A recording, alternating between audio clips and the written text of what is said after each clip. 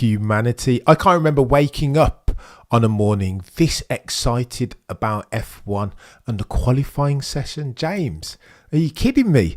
This is going to be bonkers. And this morning we need to talk about some news, the ramifications of free practice. We need to talk about Isack Hadjar and Miyata in bloody F2. Behave yourself, FIA. We need to talk about Carlos Sainz to Williams potentially, Checo Perez, and how he is now the bottleneck in the drivers' market. That is silly season. And then, of course, we need to talk about Max versus Charles, or moreover, maybe more to the point, Max Verstappen versus Scuderia Ferrari. Let's talk about Isack Hadjar first. Let me get the rant and the scorched earth at FIA out the way. There was an incident, for those of you who weren't watching, in F2 where Miyata was crawling through the tunnel. Monaco is a very dangerous Grand Prix. F1 cars, for the avoidance of doubt, aren't supposed to be going around street circuits, particularly not like the Monte Carlo setup. It is tight and it is very turny, slow hairpins, dark tunnels, during which drivers cannot see properly. Their visibility is affected. Then you come out the tunnel and you're greeted with sunlight. It is far from ideal, is Monte Carlo. Hence why the FIA need to be on their beans. They need to have their Weetabix every single morning and be quick. You remember George Russell, King of Kings Lynn, Norfolk, shouting over the radio, red flag, red flag, red flag, when he realised exactly how vulnerable he was, partially upturned in the middle of the road in Australia. As soon as you hear a driver talking like that, just red flag the circumstance, please. The downside is far too great. These F1 drivers can die out here, for Pete's sake. Lest we forget, 30 years ago, almost to the date, Ayrton Senna de Silva and Roland Ratzenberger. Shout out to Jules Bianchi and Antoine Hubert, for Pete's sake. Red flag the session, FIA. What are we doing? What are we waiting on? F1 moves far too quickly for us to be making decisions by consensus, chat. What are we doing, visual? James? Why are we waiting? How can that be allowed to happen? But for Isack Hadjar's bloody cat-like reactions, we would have had an incident that would have been very serious as far as the health repercussions for both drivers. It would have been a car crash. Proper, no pun intended. The likes of which we saw take Gilles Villeneuve's life all those years back at Zolder. You can't have those accidents where you have one car at max speed encroaching upon another one that's crawling. That's when you lose lives, and that's when you have serious injuries. The FIA, wake up. This is Monte Carlo. The stewards are always, the marshals even, are always on their P's and Q's around here. Many aficionados say there are no better set of officials and stewards, marshals even, trackside, than the ones that you have at Monte Carlo. They need to be brilliant, right? Not supposed to be able to extricate these cars on the Monte Carlo street circuit, but they have experience and they nail for it. The stewards then and the race director need to be equally agile for these next couple of sessions. For this race weekend entire, communication needs to be on the nose, quick, delivered in a way that's clear and concise, for Pete's sake, lest we have another incident like we had in F2 where somebody could have been seriously injured or died. That, what happened in F2, is absolutely unacceptable. We're talking about the greatest drivers in the bloody world.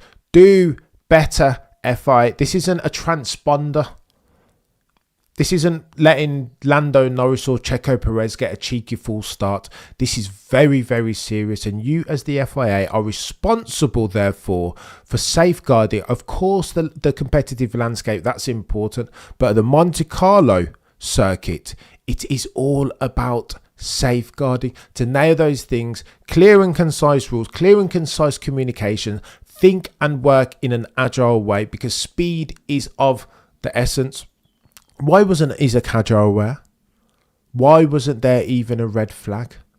We need to do better. I can't have my emotional I think we are all too vulnerable emotionally after a week of commemorating Ayrton Senna's death, Roland Ratzenberger, Antoine Hubert, Jules Bianchi, Jim Clark. We are all far too emotionally fragile and vulnerable as F1 fans to have to experience something like we very nearly experienced in F2. Be better. Do better, FIA. It's not good enough. We don't need any more serious. These guys are risking their lives anyway. They're in it for the love. They are racing drivers. You've heard the story about Ayrton Senna da Silva, how he didn't want to race at Imola post Roland Ratzenberger's death, but like a moth to a flame, he was drawn to the race. He was a racing man's racer. Support these guys, FIA. This is me imploring. This is it's a public announcement, right? I'm imploring, no begging the FIA to be on their P's and Q's at the Monaco Grand Prix this weekend, because hitherto, for the avoidance of doubt, courtesy of that incident between Isack Hadjar and Miyata in the bloody tunnel, hitherto, that is case in point as to why they haven't been. But I digress. James, not good, sir. Honestly, nothing is guaranteed. You've said it exactly better than I ever could. Go on then, let's talk about Carlos Sainz Jr. Because for the longest time, we've understood that he wanted to get a seat, a foot in that Red Bull car. Now, however, we hear that Williams are in advanced talk with the Spaniard. What has gone on there? How did we get from Red Bull and then Mercedes weren't interested, and now the option, the pole sitter, the apex predator of a team for Carlos Sainz in 2025, who doesn't have a seat yet and still, is James Vowles Williams. What are we doing here? How did we get here? Carlos Sainz is God tiers and Williams as a team in 2025 are not. So why are we... I'm crying. I'm not crying. Why are we here? That doesn't even make sense. Carlos Sainz in a Williams.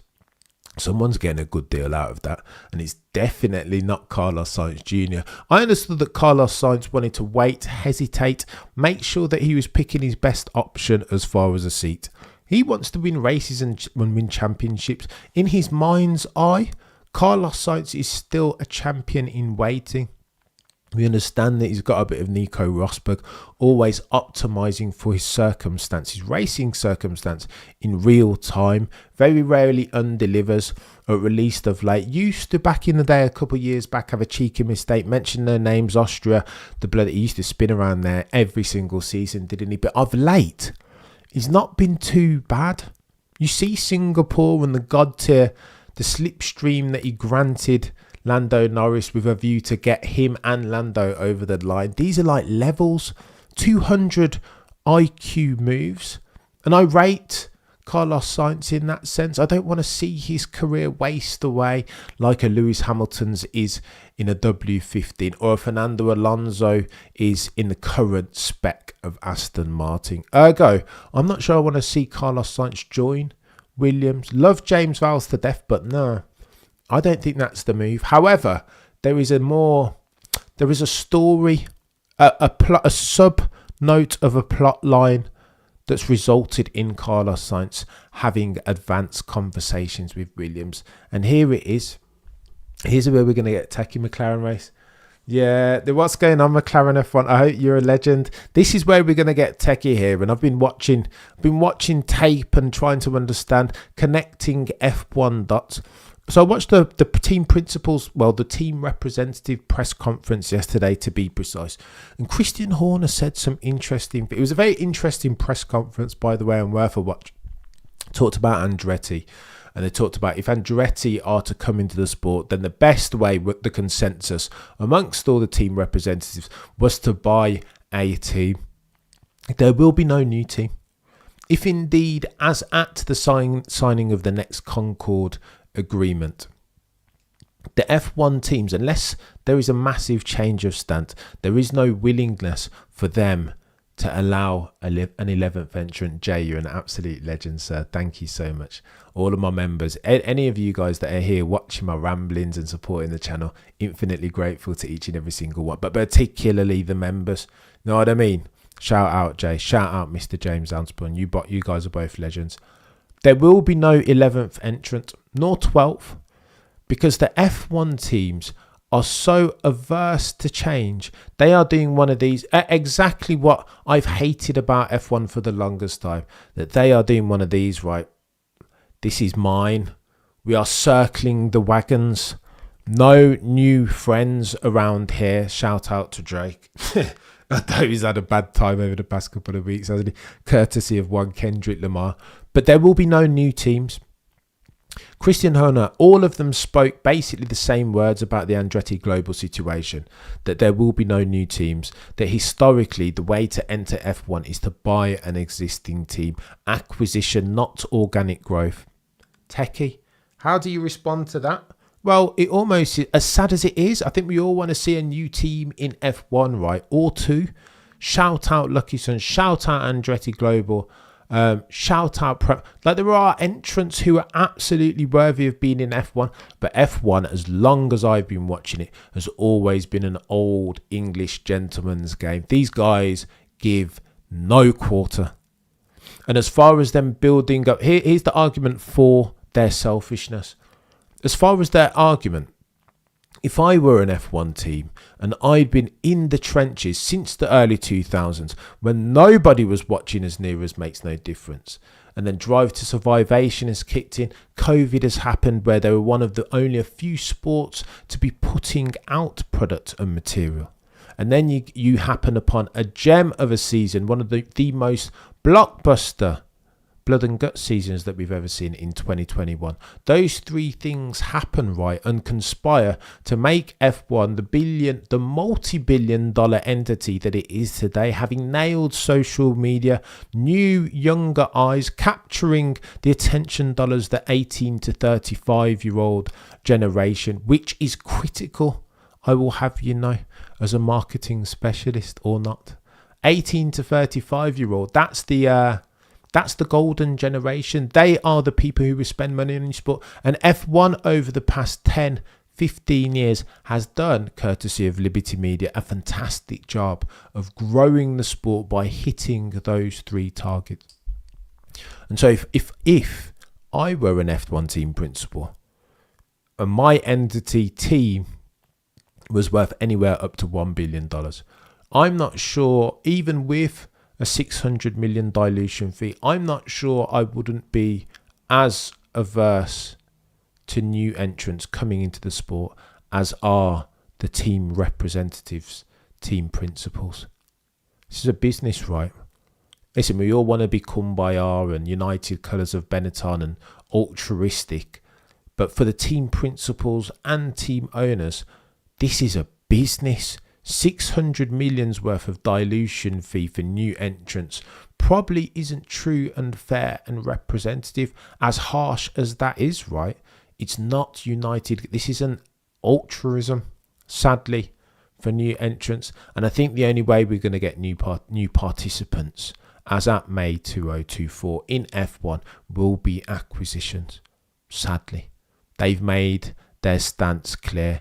Christian Horner et al., all of the team principals, even Toto, as nice as a guy and as kind-hearted as a man as Toto Wolff is. You saw the way he set up. He wouldn't get rid of Valtteri Bottas. He needed to make sure that Valtteri was secure in another team before he announced George Russell as second driver at Mercedes. Toto is a very nice guy, but his tone changes completely when he's talking about new entrants, and that tells the story, right? These guys aren't looking to give up a portion of the pie. As harsh and unfair as that is, F1 as at 2024 is not just a sporting endeavour, it is a multi-billion-dollar business that these guys, the current entrants, have helped to grow. So why F1, Formula One, the commercial rights holder, the FIA, would need to incentivise to the tune of more than $600 million the existing participants, if indeed another team is to just jump in, if indeed there are to be 11 teams in F1. Let's talk about Carlos Sainz, because Christian Horner said something interesting during that press conference, didn't he?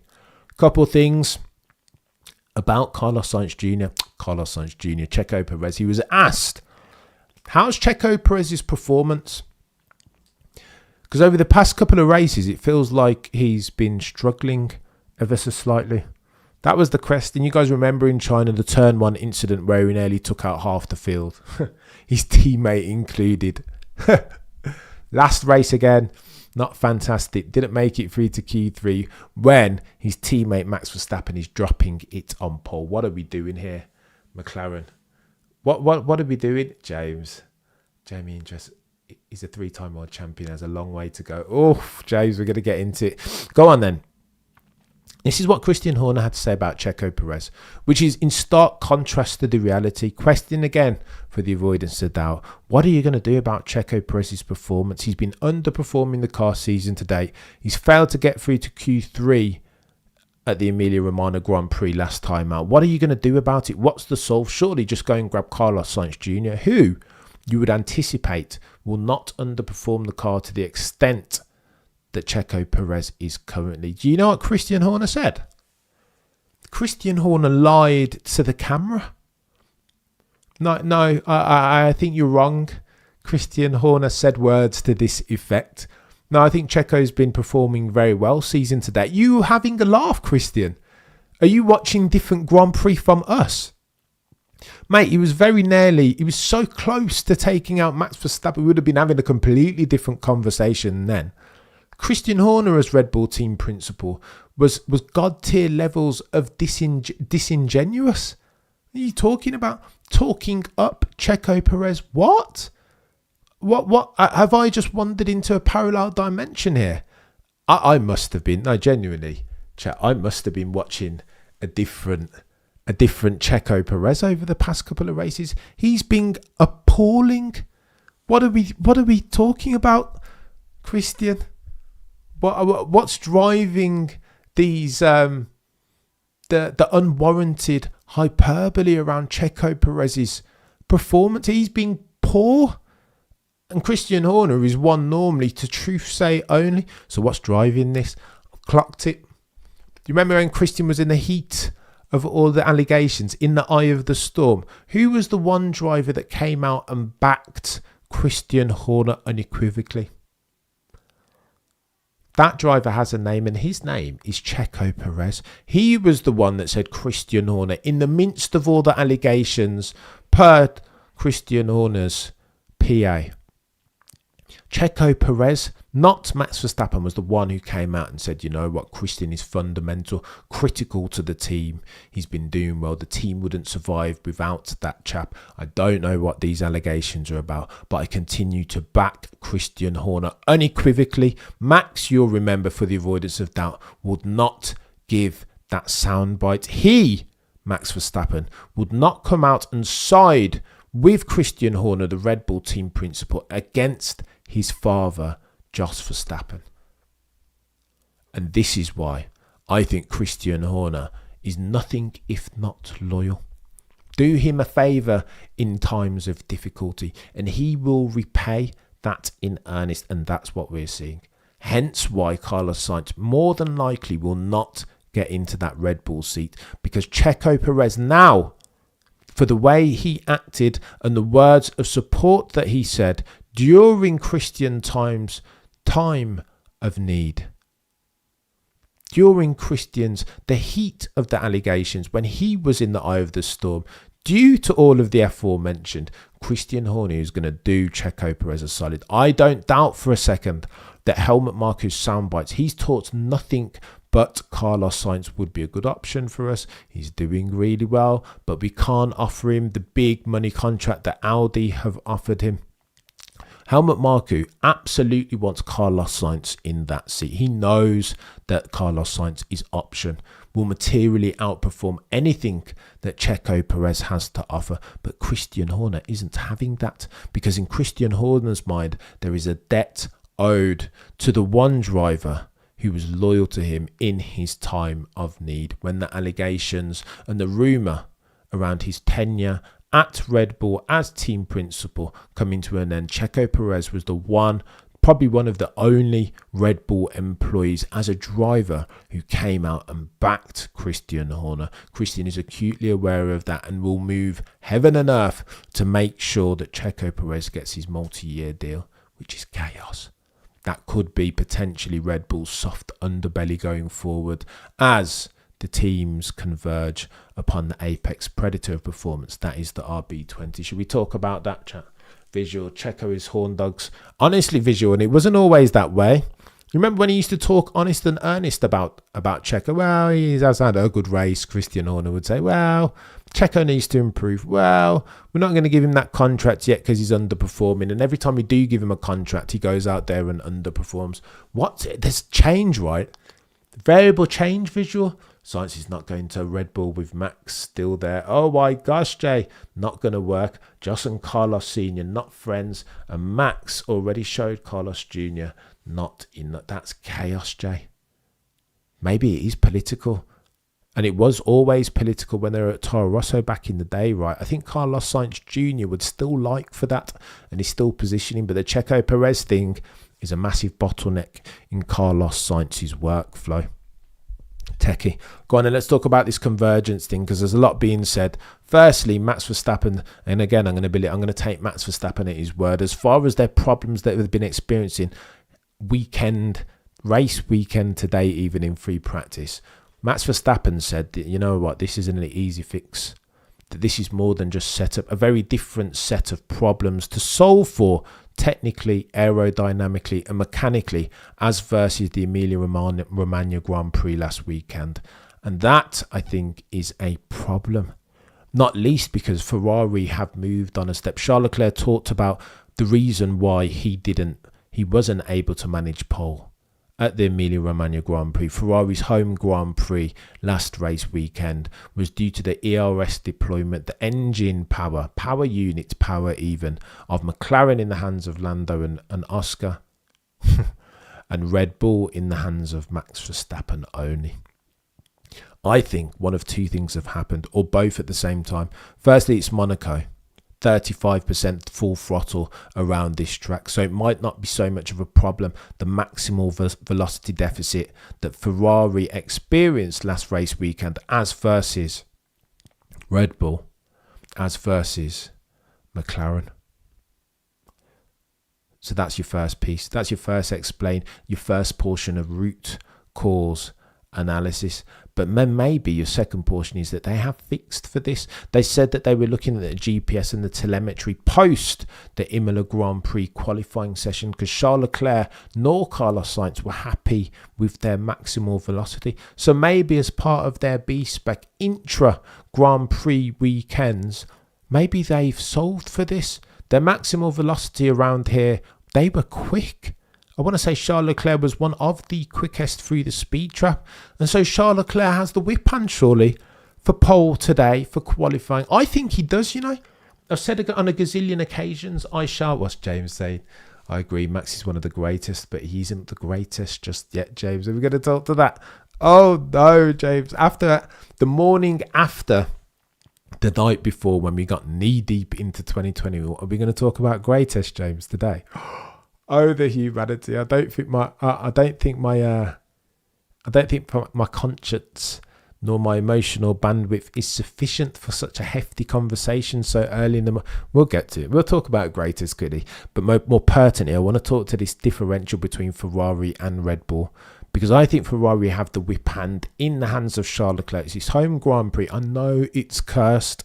Never ever been one for superstition. I think it's nonsense. But at the driver's press conference, when that female reporter asked that question to Charles Leclerc, some words to the effect of, Charles, you're a massive superstar, $1 million man as far as F1 is concerned. Good looking. But when you get back to Monaco, you are just somebody's son and somebody's boyfriend. Right? You're a normal man. You were the son of Pascal Leclerc. I was like, oh my God, what are we doing here? Didn't Charles' old man pass away? Why are we so? I was like, no. This feels like the time when Bernie Mac sang that song, Curse the Baseball Team, although it just felt very foreboding, let's say. It felt like jinx. And I'm not superstitious. Charles Leclerc needs to vanquish this nonsense, right? And he has the car in which to do it. Here's what Charles Leclerc needs to do. I think he has a speed advantage. 0.2 quicker than the rest he was in FP2, right? Let's see how he goes in FP2, FP3 even. He needs to cross his fingers for no rain and no changeable conditions, because that will help Max Verstappen, of course, particularly in qualifying. If he gets a dry quali and a dry race, I think it's Charles Leclerc's to lose. Both the pole and the race. I think he looked imperious during free practice. And I think he has the wheels underneath him now. And Monaco, he's a demon around Monaco, is he not? Not that Max Verstappen isn't. We saw his Sector 3 a couple of years ago, and that he also can be God tier. Now, the rules of Cameron F1 have always been for the avoidance of doubt. As at May 2024, never ever back against Max Verstappen. But you know, I might break those rules. This might be a special case. James, visual. I might have to do it. I might, well, put my own Cameron F1 coin, not much, there's a couple quid, on Charles Leclerc. Should I do it?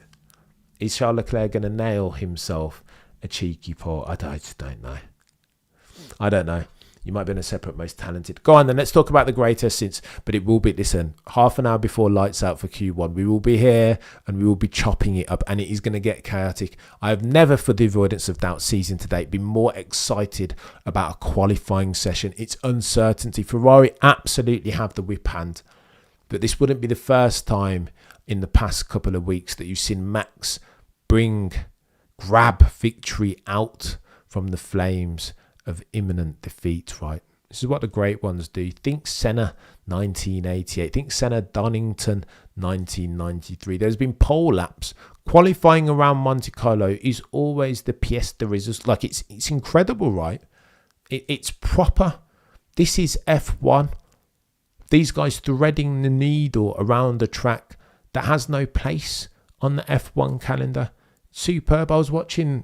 They were showing a classic F1 race. I was watching 1989, Senna and Prost around Monte Carlo, and I just couldn't be. I was fascinated, just like I was when I was young, watching Olivier Panis win around Monte Carlo. I was just fascinated seeing these cars that have no place, just nailing it around here. Listen, fascinating, if anything. I'm telling you, it's going to get techie. Go on then, let's have a listen. James wants to talk about the greatest. Is that the argument that we're indulging in today? I reckon Red Bull might get a bloody nose at 3 p.m. McLaren. I think it might happen. I just don't... Look, the type of track that we're going around today exacerbates... It hides Ferrari's weaknesses as far as their chassis, right? What they're not good at is like maximal velocity is what they lack. But going fast in a straight line and then stomping on the brakes to go around the Tosa. Tosa is a corner. Remember, Oscar Piastri said that they thought that they were going to be super slow around Tosa because their McLaren chassis doesn't lend itself well to those hairpin-esque turns. Techie. Very techie. Go on, who's the greatest? Because James brought it up. Who's the greatest F1 driver that I've ever seen? It would be remiss of me 30 years post to not mention Ayrton Senna. Like, define greatest, James. Is greatest the fastest? Charles Leclerc fans will have you believe that fast equals best, and I'm not sure that's true. There are other bits and bobs in there, right? Strategy, in race management, commitment. Nico Rosberg's got to be in there. I've never seen a driver more committed. 2016. I mean, to get that over the line against Lewis Hamilton, you've got to... Nico Rosberg has to be in there with a shout as the most committed F1 driver ever, right? But I don't know. It's tough. I think Senna might be the quickest. If you talk to people that raced with Senna, they will always say Senna. Jim Clark has to be in there with a shout. But it's impossible, right, to compare across eras, sadly. And this is why it's barbershop conversation each and every single time. It's techie. It's too techie. We'll never know, eh? We shall never know. I just started something. Yeah, you have started. How very dare you, James? The greatest. We'll never know. I want to say there's a Mount Rushmore of F1. It's easier than to... Do you know what I mean? On the Mount Rushmore, if you've got 4 or 5 heads, you've got to put Senna. You have to put Jim Clark. Prost, maybe. Fangio. Lewis. Max. Probably your head's right. I might have missed somebody significant there, but I think those are your heads. Right. You guys are legends. For the greatest, be someone larger than life and Senna. Yeah, you know what? Senna's face fits, doesn't he, Jay? The face fits as far as... That's why they were celebrating. Many people have said, why are we celebrating only Senna? What about Roland? What about Jim McClark, Antoine Hubert? What about Jules Bianchi? What about all the drivers who've been involved in life-changing accidents? Martin Brundle, Billy Monk. Like, do you know what I mean? Like, what happened to the... I get it, but some... All drivers, all F1 drivers or motorsport drivers are created equally, but some are more equal than others, right? That's just where the land lies. But I digress.